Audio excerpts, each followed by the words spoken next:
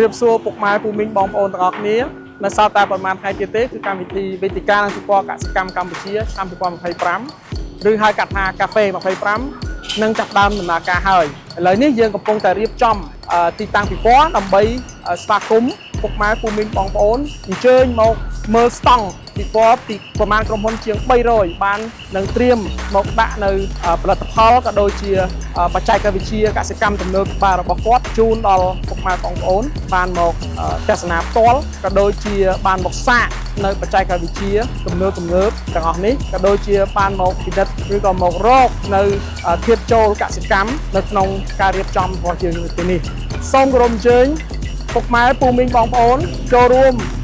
វេទិកានិងពិព័រណ៍កសិកម្មឆ្នាំ